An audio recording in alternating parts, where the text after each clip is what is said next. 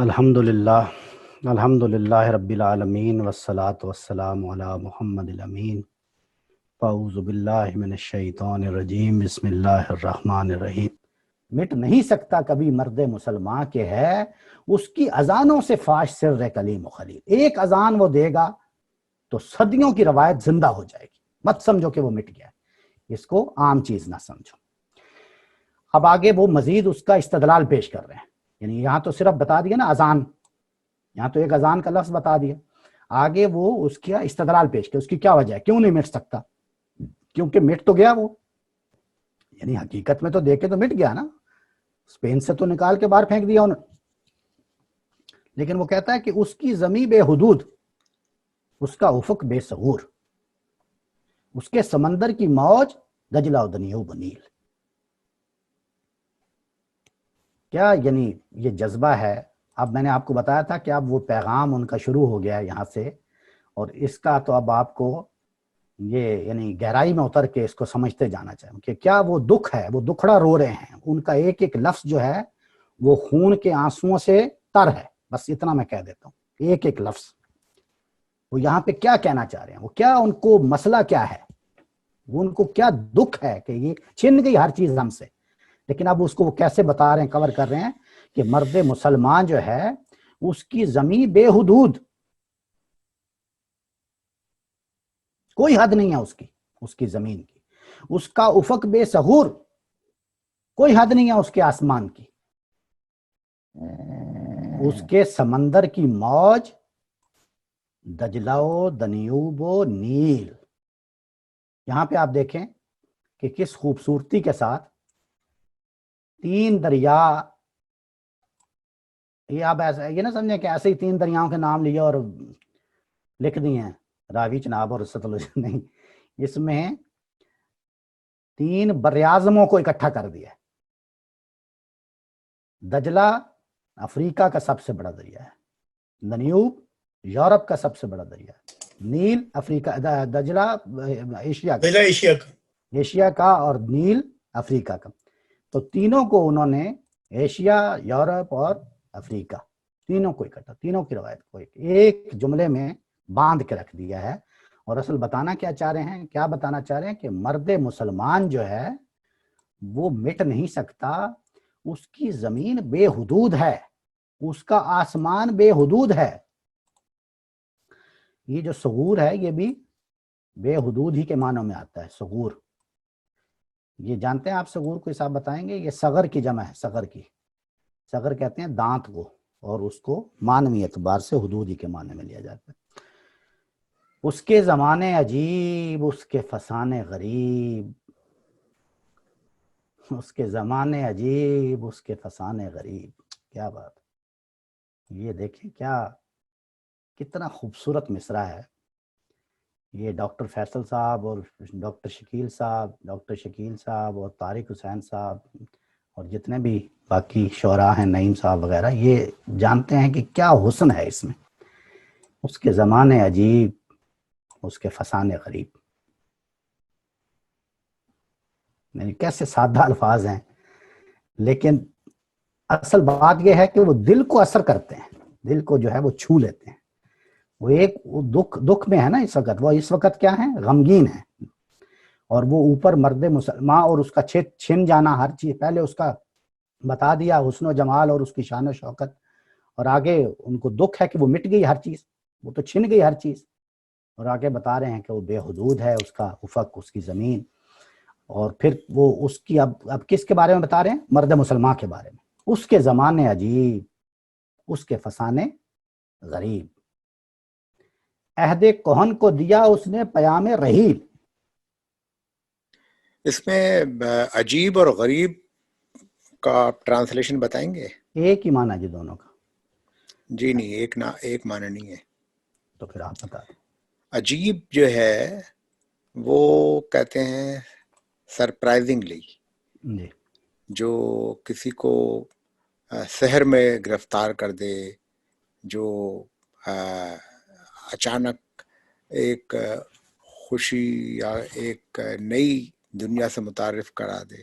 عجائب کہتے ہیں نا، عجائب و غرائب استعمال ہوتا ہے لفظ، جی یہ تو آپ نے خود ہی عجیب بتا ہے. دیا، خود ہی آپ جی نے بتا دیا کہ عجائب و غرائب ایک لفظ استعمال ہوتا ہے، یہی میں جی عرض جی کر رہا تھا. جی میں غرائب کی طرف آ رہا ہوں ابھی. جی یہ میں عجائب بتا رہا تھا جی کہ عجائب کا مطلب ہے نیو، سرپرائزنگلی، جس سے عجائب گھر بھی بنائے، عجیب کہتے ہیں، عجوبہ بھی بنائے اس سے.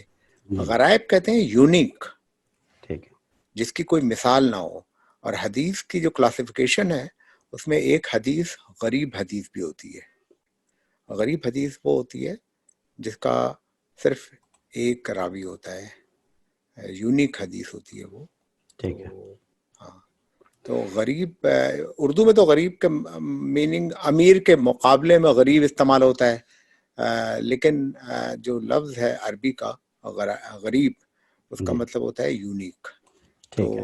علامہ یہ بتا رہے ہیں کہ یہ نہ صرف اس کے زمانے اور اس کی کہانیاں یونیک ہیں، اور اس کے زمانے ہر دور میں آدمی کو ایک سرپرائز دیتے ہیں، ایک عجیب سی وہ دیتے ہیں کہ یہ کس طرح سے بنا، کس طرح سے کیا ہو رہا ہے، وہ ایک عجیب سے خوشی میں مبتلا کر دیتے ہیں. ٹھیک ہے، بہت شکریہ، جزاک اللہ. تو اس کے زمانے عجیب، اس کے فسانے غریب، عہد کہن کو دیا اس نے پیام رحیل. یعنی عہد کہن پرانا زمانہ، عہد کہن کو دیا اس نے پیام رحیل، اس نے پرانے زمانے کو کوچ کا پیغام دے دیا، اس نے ایک نیا زمانہ پیدا کر دیا. یہی ہے کہ اس کے زمانے عجیب، اس کے فسانے غریب. آپ کو یاد ہے یہ اوپر انہوں نے ایک مصرع ہم نے پڑھا تھا یہاں پہ، میرا خیال ہے بہت شروع میں ہم نے یہ پڑھا تھا.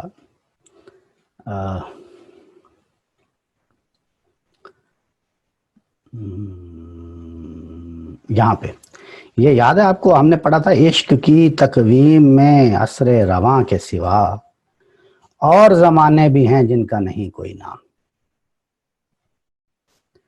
تو اس میں ہم نے یاد ہے نا پڑھا تھا کہ عشق کا جو کیلنڈر ہوتا ہے نا، اس کے اپنے ہی زمانے ہوتے ہیں. یہ جیسے ہم اس طرح ایک جملہ بولتے ہیں نا کہ بھائی اس کے اپنے زمانے ہیں، ان کو یہ نہیں ہے کہ 2020 ہے یا 2015 ہے، نہیں، اس کے اپنے زمانے ہیں، اس کے کیلنڈر کے اپنے ہی زمانے ہیں. ٹھیک ہے. تو یہ جس معنی میں یا جس معنوی اعتبار سے یہ چیز انہوں نے بیان فرمائی تھی، یہ کم و بیش وہی چیز اس میں کہنے کی وہ کوشش کر رہے ہیں کہ اس کے زمانے عجیب، اس کے فسانے غریب. یعنی اس کے زمانے اور اس کے فسانے جو ہیں وہ ایسے ہیں کہ ان کو کوئی نام نہیں دے سکتے آپ، وہ عجیب و غریب ہیں. کیوں؟ کیونکہ اس کا نتیجہ کیا نکلا ہے؟ نتیجے کے اعتبار سے عہد کہن کو دیا اس نے پیام رحیل، پرانے زمانے کو اس نے ایک نئے زمانے میں بدل دیا ہے، اس کو کوچ کا پیغام دے دیا کوچ کا پیغام دے دیا ہے. یہ بات واضح ہوئی آپ کو؟ یعنی یہ بھی بہت امپورٹنٹ بات ہے. آپ کو پتہ ہے انہوں نے بڑی خوبصورت ایک بات اس سے ملتی جلتی جاوید نامہ میں لکھی ہے. کہتے ہیں کہ بندہ مومن ضیاعات خدا است، بندہ مومن ضیاعات خدا است، ہر جہاں اندر بروں چوں قبا است. ہر جہاں اندر بروں چوں قبا است، چوں کہن گردد جہانے در برش. چوں کہن گردد، یہ دیکھیں نا عہد کہن، یہ عہد کہن کو وہاں پہ لکھا ہے، چوں کہن گردد جہانے در برش مید حد قرآن جہانے دیگرش. بندہ مومن ضیاعات خدا است. بندہ مومن جو ہے، یہاں پہ کیا لفظ ہے؟ مرد مومن، یہ مرد مسلمان.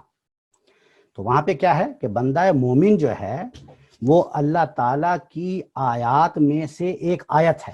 ضیاعات خدا است، اللہ کی آیت کا کیا مطلب ہوتا ہے؟ نشانی. اللہ کی آیات میں سے ایک آیت ہے.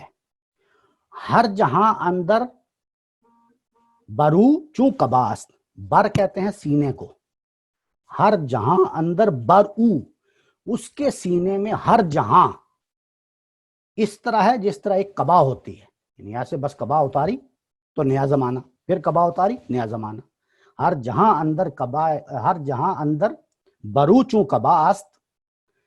اور آگے کیا فرمائے، یہی یہ جو یہاں پہ نا عہد کہن کو دیا اس نے پیام رحیل، وہ کہتے ہیں چوں کہن گردد جہان در برش، اس کے سینے میں جب ایک جہان عہد کہن ہو جاتا ہے، یہ ہے نا عہد کہن، اس کے در برش کا مطلب ہے اس کے سینے میں، اس کے سینے میں جب ایک جہان ہے در برش، اس کے سینے میں چوں کہن گردد پرانا ہو جاتا ہے تو وہ کیا کرتا ہے، می دہد قرآن جہان دی گرش، قرآن کی مدد سے وہ ایک نیا جہان تخلیق کر لیتا ہے۔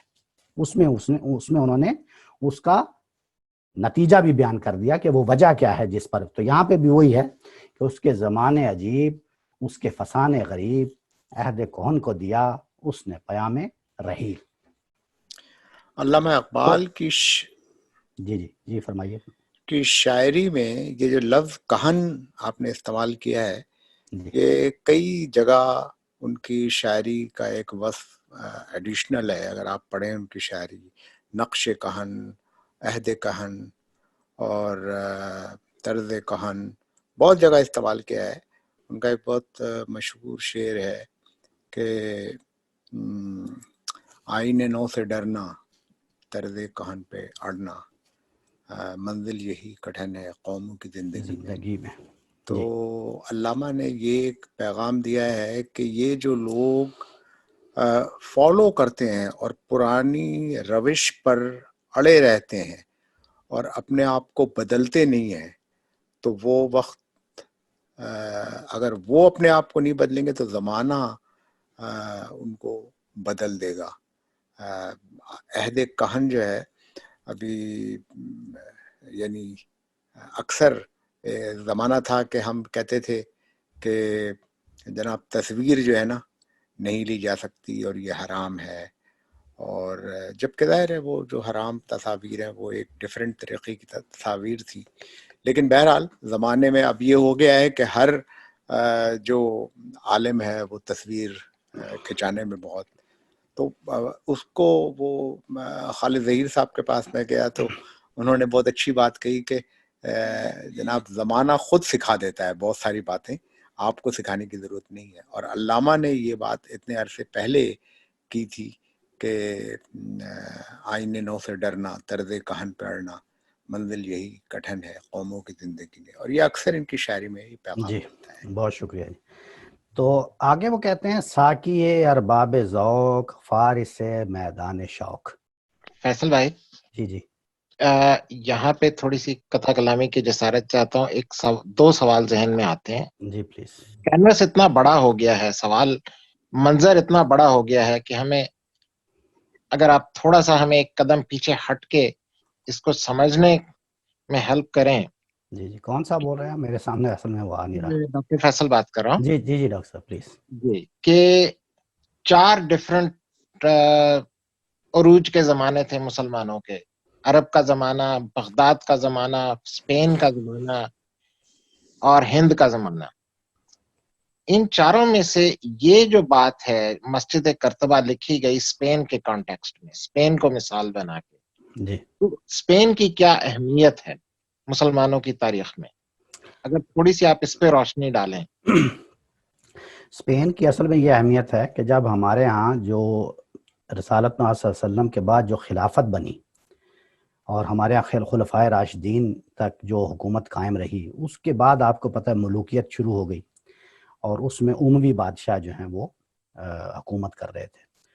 اس کے بعد جب عباسی خلافت شروع ہوئی تو یہ مسلمانوں کی خلافت کے 2 حصے ہو گئے، ایک اندلس اور ایک یہ یہاں پہ، تو یہ اس لحاظ سے ایک طرح سے تقابل میں آگئی، مقابلے میں آگئی۔ یہی وجہ تھی کہ ابھی آپ کو میں نے جب یہ فرنانڈس کی سٹوری سنائی ہے تو وہ اکیلے ہی باپ بیٹا لڑ رہے تھے، بیٹا تھا، باپ تھا اور اس کا بھائی تھا یعنی چچا، ادھر سے کوئی مدد ان کو نہیں گئی، تو یہ ان کا ٹوٹ جانا اور ان کا حکومتوں کے لیے یعنی ایک طرح سے یہ رویہ اختیار کر لینا یہ باعث بنا ہے۔ لیکن یہ بات اصل میں آپ کو پتہ ہے کہ یہ جو یعنی یہ جب حکومت قائم ہوئے، یہ جب طارق بن زیاد اور موسیٰ بن نصیر جو ہیں، ان کے ذریعے سے انہوں نے جب یہ مصر اور مصر سے تنزانیہ کے راستے ہوتے ہوئے یہ انہوں نے اسپین میں داخل ہوئے ہیں، تو اس کے بعد جو حکومت قائم ہوئی ہے اس نے ایک بہت، یعنی آپ جو سمجھے کہ علم و فن میں ایک نئی دنیا آباد کر دی، بڑے بڑے لوگوں کو وہاں پیدا کیا۔ آپ کو پتہ ہے کہ یہ تصوف ہو یا تاریخ ہو، ابن رشد ہوں، ابن خلد ہوں، یہ فارابی ہوں، یہ سب لوگ جو ہیں یہ اندلس ہی میں تھے۔ اسی طرح شیخ اکبر جن کا ہم ذکر اکثر کرتے ہیں، محی الدین ابن عربی ہوں، یہ سب لوگ جو ہیں یہ اندلسی ہی تھے۔ اندلسی مراد یہ ہے کہ ان لوگوں نے علم و فن کا جتنی بھی ترقی ہوئی ہے وہاں یہی وہ جگہ تھی جہاں سے ایک طرح سے ان کو علم و فن کے ساتھ پہلی دفعہ تعارف ہوا ہے۔ یونان کا فلسفہ ان کے حوالے ہوا، انہوں نے ان کے تراجم شروع کیے اور پھر آ کے یہاں پہ بڑے بڑے مدارس بنے اور وہ ہوا۔ تو یہ جتنے بھی آپ نے 4 مراحل بتائے ہیں، اصل بات یہ ہے کہ علامہ صاحب اس تخصیص میں نہیں فی الحال پڑے ہوئے۔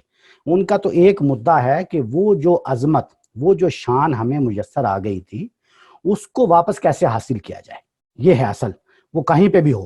تو اب چونکہ وہ اسپین گئے ہوئے ہیں اور اس کی ایک مسجد کے اندر ہیں اور اس مسجد کی ایسی شان و شوکت ہے، تو اس کو دیکھ کر ایک طرح سے ان کا دل جو ہے وہ بھر آیا ہے، اور وہ دیکھ رہے ہیں کہ یہاں پہ کس شان سے وہ لوگوں نے حکومت کی تھی، کس شان سے علم و فن کی ترقی یہاں پہ جو ہے وہ وجود میں آئی تھی، اور اب ہمارا نام ایک طرح سے مٹ گیا ہے۔